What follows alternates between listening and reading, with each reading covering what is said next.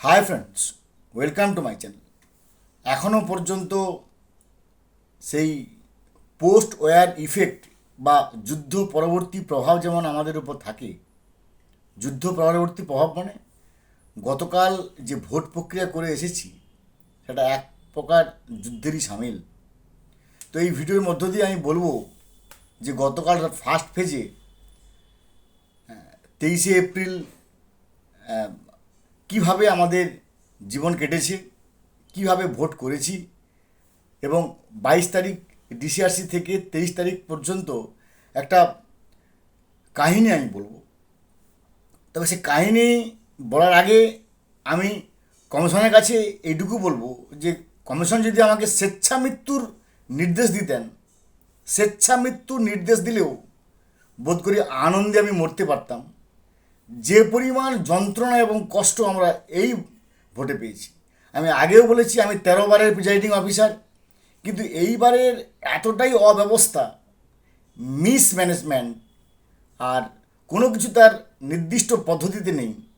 জানি না এটা কমিশনার করেছে নাকি পূর্ব মেদিনীপুর জেলার যারা আছেন তাতে তিনি করেছেন কি না আমি জানি না।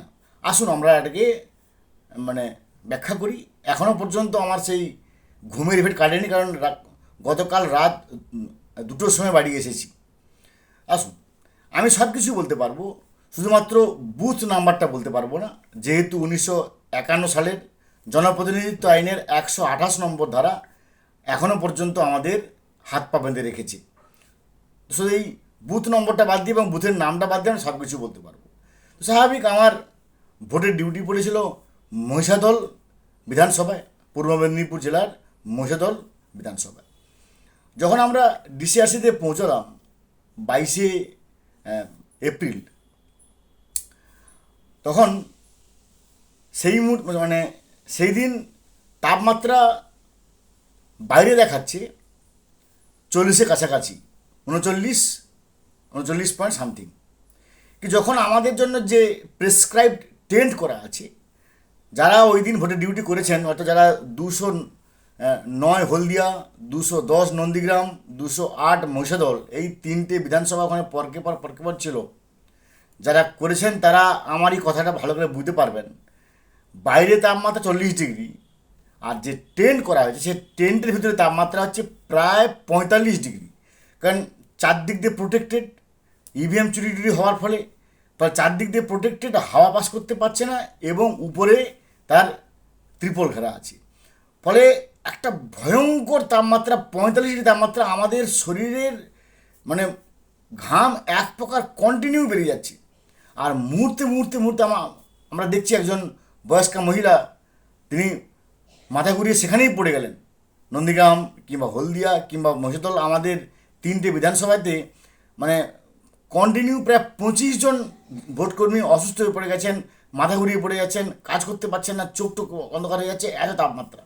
এবং সবচেয়ে বড়ো ব্যাপার, যে মোবাইলগুলো আমাদের কাছে থাকে, সে মোবাইলগুলো কী হয়, সাধারণত প্রত্যেকটারই 10,000 15,000 টাকা দাম। ভাই আমরা গরিব মাস্টার, তো এই 10,000 15,000 টাকা মোবাইল সাধারণত 40 থেকে 42 ডিগ্রি তাপমাত্রা পর্যন্ত সহ্য করতে পারে। কিন্তু যখন তাপমাত্রা 35 ডিগ্রি হয়ে যাবে, মোবাইল কিন্তু এবার অ্যাবনর্মাল আচরণ করবে, মোবাইল গরম হয়ে যাবে। ফলে ইসিআই নেটে যে কাজ করবো বারবার হ্যাং হয়ে যাচ্ছে, কাজ করতে পারছি না।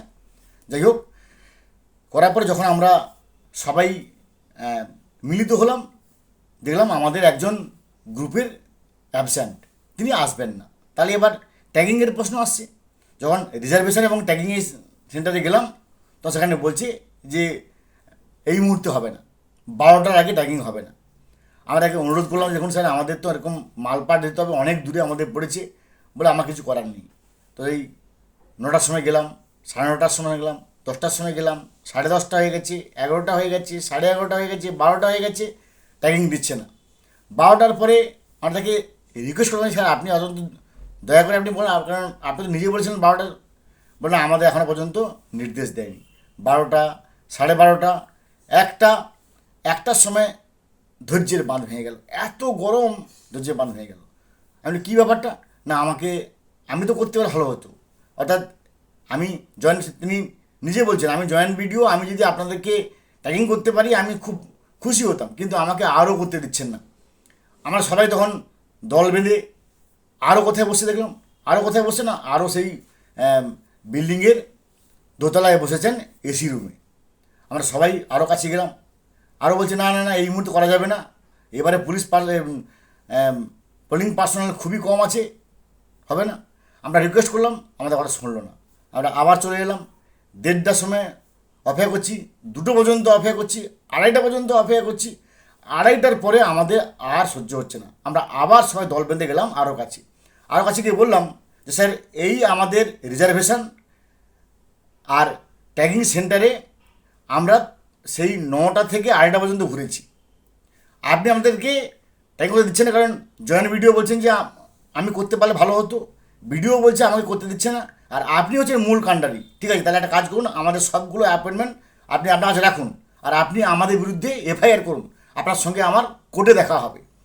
আমরা প্রায় 25 জন পোলিং পার্সোনাল এই ভাষায় কথা বললাম যে আমরা ভোটের ডিউটিতে যাব না, আমরা বাড়ি ফিরে যাচ্ছি, আপনি আমাদের এই 25 জনের বিরুদ্ধে এফআইআর করুন, আপনার সঙ্গে আমাদের কোর্টে দেখা হবে। এইভাবে আমরা সব কিছু সেখানে অ্যাপয়েন্টমেন্ট ছুঁড়ে ফেলে দিয়ে আমরা চলে গেলাম। সঙ্গে সঙ্গে দেখলাম আরও একজন পার্সোনাল অ্যাসিস্ট্যান্ট, না না স্যার আপনাকে ডাকছি। তখন সে সেখান থেকে ফোন করে দিল যে আপনাদের ওই বুথ নাম্বারগুলো বলুন, ওই কেবলমাত্র ওই বুথ নাম্বারগুলোতে আমি ট্যাগিংয়ের পারমিশন দিচ্ছি। যাই হোক, তা সেখান থেকে এলাম, প্রায় 2:45-এর দিকে আমাদের ট্যাগিংয়ের পারমিশন পেলাম। কিন্তু আমরা পারমিশনের সঙ্গে সঙ্গে এবার আরও সবাই এসে গেল যে আপনারা নিলে আমরা নেব, আপনারা পারমিশন নিয়েছেন তো কী হয়েছে, আমরাও নেব। যাই হোক, সেখানে একটা ক্যাওস সৃষ্টি হলো। প্রায় 3টের দিকে আমাদের ট্যাগিং হলো। ট্যাগিংয়ের পরে এবার যিনি ট্যাগিং হয়েছেন তিনি এবার ক্যাশ পাবেন, তিনি আবার ক্যাশের জন্য লাইন দিয়েছেন। এদিকে আমরা মালপাট তুললাম, মালপাট যদিও আগে তোলা হয়ে গেছে, তাহলেও মালপাটকে ভজানোর একটা ব্যাপার আছে। না রকম তখন সেখানে আমরা মানে তার যে ভিভিপ্যাটের কেস, সে ভিভিপ্যাটের কেস ভাঙা, একবারে পুরো ভিভিপ্যাটের শূন্যে ভেঙে যাচ্ছে, তাকে আবার দড়ি দিয়ে খানিকটা প্লাস্টার অফ প্যারিস করার মতো আমরা করলাম যে আমরা কিছু করার নেই, যেভাবে আপনাদের ভাঙা দিয়েছি সেভাবে আপনারা ভাঙা দেবেন, আপনি আমাদের একটা নতুন দেন, নতুন পাওয়া যাবে না। তারপরে আবার সেখানে বসে এই গরমে একটা সামান্য যেভাবে আপনাদেরকে আমি বলি মালপাট ভজানোর কথা, যেগুলো নিহাত না করলে নয়, মাঠ কপি ইলেকটোরাল রোল 17A বা ভোটার স্লিপস, যেগুলোকে একবারে মানে 7A, যেগুলোকে না করলে নয়, সেগুলোকে ভালোভাবে করে মোটামুটি গাড়ির উদ্দেশ্যে রওনা হলাম। গাড়ি কোথায় না, ওই মহিষাদল মানে কী বলবো, হলদিয়া ডিসিআরসি থেকে ছোট গাড়ি করে যেতে হবে বাস পর্যন্ত। বাস যাবে 40 কিলোমিটার, সেখানে একটা দাঁড়িয়ে আছে টোটো, সেখান থেকে আবার 5 কিলোমিটার দূরে আমাদের বুথ, অর্থাৎ টোটাল প্রায় 55 কিলোমিটার দূরে, অর্থাৎ ডিসিআরসি থেকে 55 কিলোমিটার দূরে আমাদের বুথ। যাই হোক, খানিকটা সমুদ্র মন্থনের মতো আমরা ছোটো গাড়ি করে বাসে গেলাম, বাস থেকে আবার একটা স্ট্যান্ডে নামলাম, স্ট্যান্ড থেকে যখন আমরা বুথে গেলাম তখন প্রায় 5:30 বাজে। বুথে গিয়ে দেখলাম মানে না, তখন প্রায় 5:20 মতো বাজে। যখন বুথে গিয়ে শুনলাম যে বুথে জল নেই।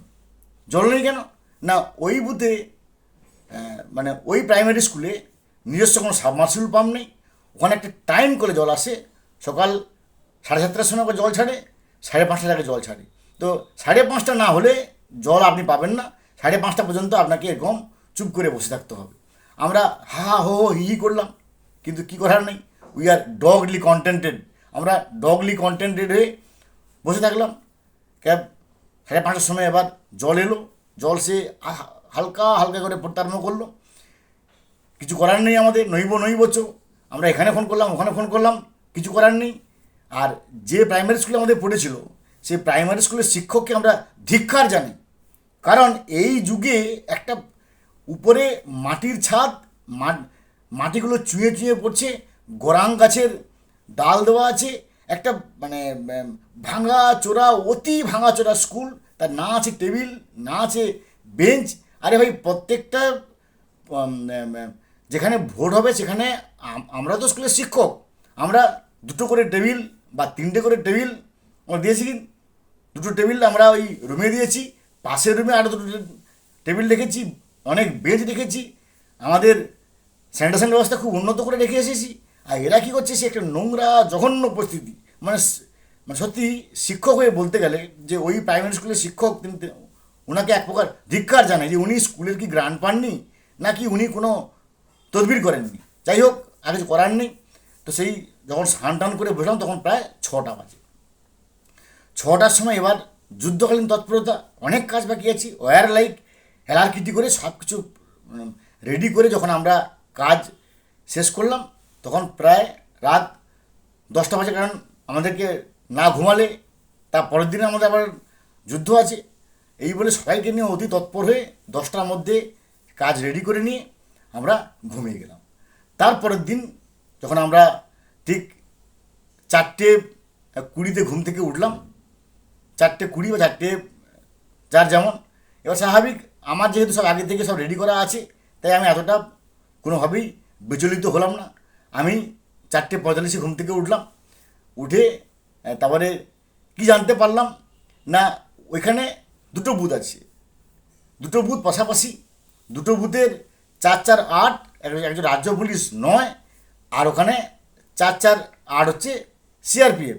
তাহলে 9+8 17 জন, 17 জনের জন্য একটা মাত্র বাথরুম।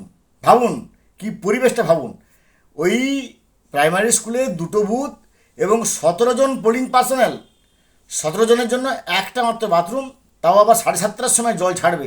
যখন আমরা সকালবেলা উঠলাম জল নেই, জল নেই। স্নান মানে স্নান করা তো অনেক দূরের কথা, সকালে প্রাত্যহিক কাজ করবো, জল নেই। কারণ ওই তার নিয়ম আছে 7:30টার সময় জল ছাড়বে। এবার ভয়ঙ্কর অবস্থা, এদিকে পোলিং এজেন্টরা এসে যাবে, ভোট শুরু হবে, ভোট তো নিয়ম জানবে না, জল নেই, এটা শুনবে না। আমরা যে জলের ড্রামগুলো ওখানে আমরা পেয়েছিলাম, সেই জলের ড্রামগুলোকে আমরা আবার ব্যবহার করে কোনোরকমভাবে কাক স্নান করলাম। মানে এই সব যন্ত্রণার জন্য আমার মনে হচ্ছে যে যদি কমিশনার আমাকে ইচ্ছা মৃত্যু দিত বা স্বেচ্ছা মৃত্যুর নির্দেশ দিত, সেই স্বেচ্ছা মৃত্যুর নির্দেশ আমরা অনেক আনন্দে গ্রহণ করে এতদিনে হয়তো কী বলে স্বর্গে পৌঁছে যেতাম, অনেক যন্ত্রণা মুক্তই আমরা স্বর্গে পৌঁছে যেতাম। যে পরিমাণ কষ্ট আমাদের 22 তারিখ এবং 23 তারিখ হয়েছে, মানে অমানবিক ও মানসিক যন্ত্রণা দিয়েছে আমাদের কমিশনার। তো কমিশনার শুড বি লিসনিং। এরপরে ভোট পাকে চললো, যদিও ভোটারের সংখ্যা অনেক কম ছিল, কারণ এখন যেহেতু দুটো বুথ মানে ভেঙে দিয়েছে। যাই হোক, ভোটে কোনো রকম কোনো কিছু অশান্তি হলো না, আমরা সবাই মিলে সুন্দরভাবে ভোট করলাম। এবার ভোট করার পরে যখন 6টা বেজে গেছে, 6টার সময় ভোট শেষ। এবার স্বাভাবিক, যেহেতু আমরা অনেকটাই অভিজ্ঞ, আমাদের আর 15 থেকে 20 মিনিট লাগে 6টা থেকে 6:20 মধ্যে সব কিছু, যে সমস্ত first packet, second packet, third packet, fourth packet, fifth packet, sixth packet, কিংবা তার যে মেশিন সিলিং করে থাকে, সেগুলোকে আমরা মানে এক প্রকার ওয়্যার লাইক এলআরকিটি বা যুদ্ধকালীন তৎপরতায় 20 মিনিট লাগে আমাদের। ওই 6:20 মধ্যে আমাদের রেডি হয়ে গেছে। আমরা আশাবাদী ছিলাম যে নিশ্চয়ই তাহলে এবারে আমাদের গাড়ি এসে যাবে, 3টে গাড়ি হলেও বা আমরা 7টা, 7:30, 8টার সময় ডিসিআরসিতে পৌঁছে যাব।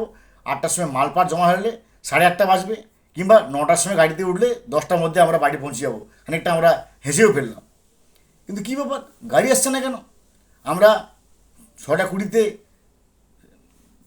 ফোন লাগালাম, আমাদের যিনি ছিলেন সেক্টর অফিসার উনি বললেন যে আমার কিছু করার নেই।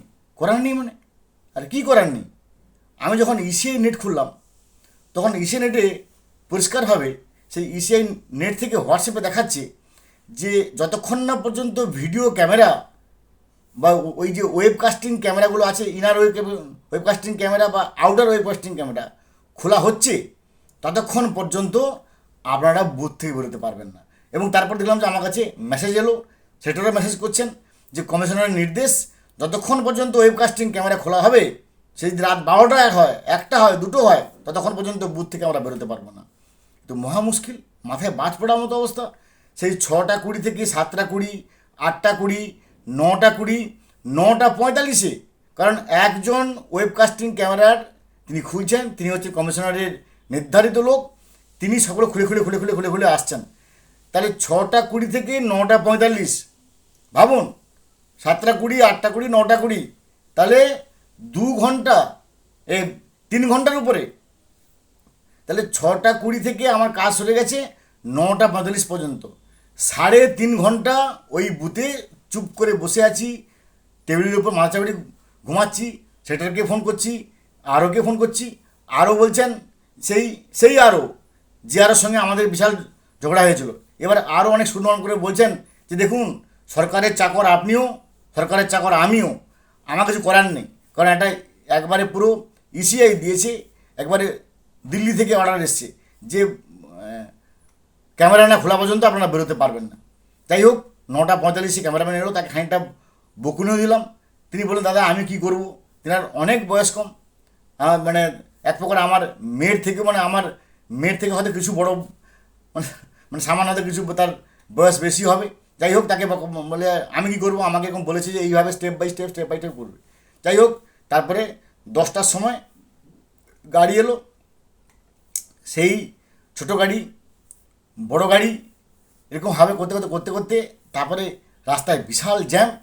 আমরা প্রায় ধরে নেন ওখান থেকে 10টার সময় বেরোলেও আমাদের যে বাস দিয়েছে সে বাসে 5টা পার্টি আছে, সে 5টা পার্টি না আসা পর্যন্ত বাস ছাড়বে না। তো সে বাসে বসলাম 11টা, 11:30, 12টা, 12:30, 12:30, 12:45 সবগুলো পার্টি এলো। ভাবুন রাত 12:45 সবগুলো পার্টি এলো। আমরা ডিসিআরসিতে পৌঁছলাম প্রায় মানে ওখান থেকে 1টার সময়। কেন না, যেহেতু রাস্তা মোটামুটি প্রায় খালি, এবার বাসটা খুব স্পিডে গেছে এবং আমাদেরকে মোটামুটি বুথের সামনে দাঁড় করে দিয়েছে। আর ছোটো গাড়ির প্রয়োজন নেই, বুথ নয়, আমাদেরকে একবারে ওই ডিসিআরসি সামনে পৌঁছে দিয়েছে। আমরা সেখান থেকে হেঁটে মোটামুটি 12:45 দিকে ডিসিআরসিতে পৌঁছলাম এবং স্বভাবতই আমাদের যেহেতু সব কিছু কাজ রেডি ছিল, আমরা 12:45 থেকে 12:48 3 মিনিট আমাদের সময় লেগেছে।